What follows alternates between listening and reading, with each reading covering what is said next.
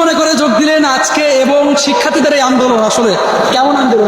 আপনি মনে করেন যে আমার পেশা গান গাওয়া, আমি একজন সঙ্গীত শিল্পী, কিন্তু যেভাবে অকাতরে পাখির মতো আমাদের ছাত্রদের হত্যা করা হয়েছে, সেই হত্যা একজন বাবা হিসেবে আমি মানতে পারিনি। আমি নীরবে কেঁদেছি এবং আল্লাহর কাছে প্রার্থনা করেছি যে আল্লাহ পাক এই জায়গা থেকে আমাদের মুক্ত করো। আজকে দেখেন সারা বাংলাদেশের মানুষ রাস্তায় নেমে গেছে একই দাবিতে যে আমার বাংলাদেশ সুস্থ থাকতে হবে, আমার দেশ, আমার জন্মভূমি, আমার স্বাধীন দেশ, সবাই স্বাধীনভাবে কথা বলতে চায়, সবাই স্বাধীনভাবে চলতে চায়। সেই জায়গায় এই রক্তের বন্যা বয়ে গেছে। কোনো বাবা, কোনো মা তার সন্তান হারানোর বেদনা ঘরে বসে আর নিজে নিজে সহ্য করতে পারে না। তাই আজকে দেখেন লক্ষ লক্ষ মানুষ রাস্তায় নেমে গেছে এই সন্তান হারার বেদনা এবং এই সন্তানদের যে আত্মার সন্তান হারানোর যে কষ্ট, সেই কষ্ট নিবারণ করার জন্যই আজকে আমরা সবাই মিলে এই রাস্তায় নেমে গেছি। আমি এই আন্দোলনের যৌক্তিক আন্দোলনের সংহতি প্রকাশ করছি। আমাদের খাতে আমাদের শিবির পালার ভাই আছে। এই যে আন্দোলনগুলি যে আপনার নেটওয়ার্ক সিস্টেমটা বন্ধ করে দেওয়া হয়, আজকে এখন এটা বন্ধ রয়েছে, এইটা কিভাবে দেখছেন? বুঝি নাই। দেখছেন যে নেটওয়ার্ক বন্ধ করে দেওয়া হয়, ইন্টারনেট বন্ধ করে দেওয়া হয়, দেখছেন? এটা তো আপনি আমি আমরা সবাই জানি। হ্যাঁ, আমরা টেলিভিশনে দেখছি যেটা আন্দোলনকারীরা বন্ধ করেছে তারা বলছে, কিন্তু এটা তো আমরা জানি মিথ্যা না সত্য। এটা হলো কিছু কৌশলগত কারণ তো থাকবেই।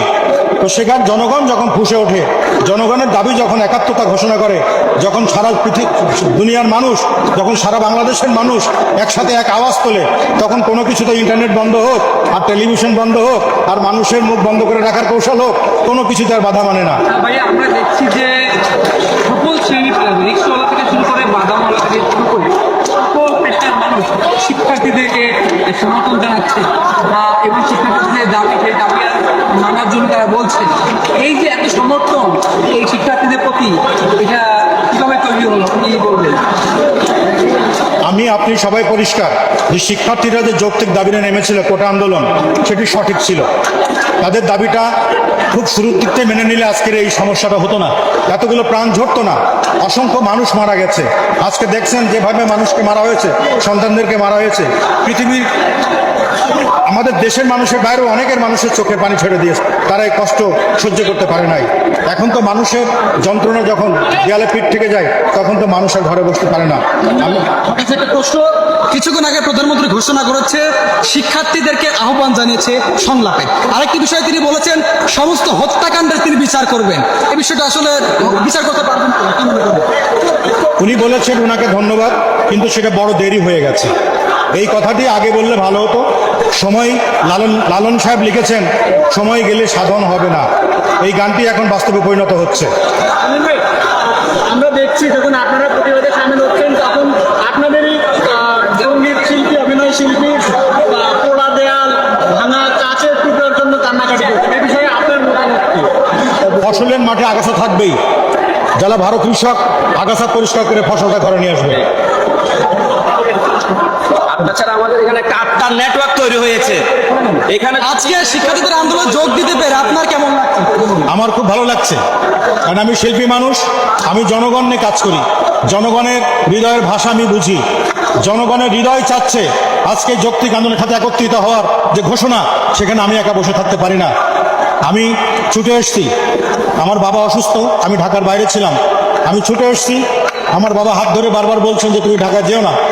আমি বলছি না বাবা, আজকে তোমার সন্তান যদি মারা যায় তোমার কেমন লাগবে, আমার সন্তান মারা গেলে আমার কেমন লাগবে।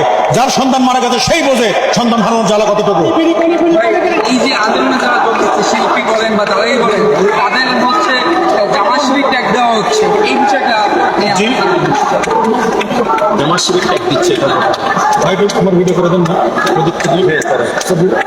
ভিডিও করবেন।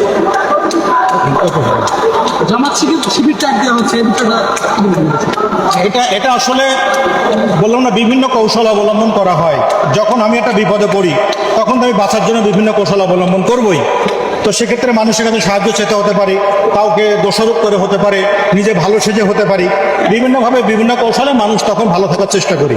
সেরকম অনেক খেলা এখানে হবে, অনেক রকমের অসাধু লোকজনও এখানে ঢুকবে। তবে যারা আন্দোলন করছেন, যারা আমরা একত্রিত ঘোষণা করেছি, আমাদের চোখ সতর্ক আছে, আমরা সজাগ জাগ্রত আছি।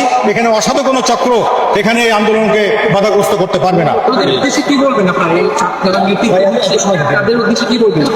তারা সঠিক নেতৃত্বে আছে এবং তাদের দ্বারাই এই বাংলাদেশ আগামী দিন আগে যে ভবিষ্যৎ তারাই গড়বে, তারাই সুস্থ বাংলাদেশ তৈরি করবে। এই সমস্ত মেধাবী ছেলেমেয়েরাই আগামী দিনের ভবিষ্যৎ, আগামী দিনের বাংলাদেশের কাণ্ডারি। তাদের পেছনে দেখেন জ্ঞানী গুণী, কবি, সাহিত্যিক, ডাক্তার, সাংবাদিক, সাধারণ মানুষ সবাই নেমে গেছে, ব্যবসায়ী কেউ ঘরে নাই, কারণ সবাই তো বোঝে যে কোনটা ভালো কোনটা মন্দ।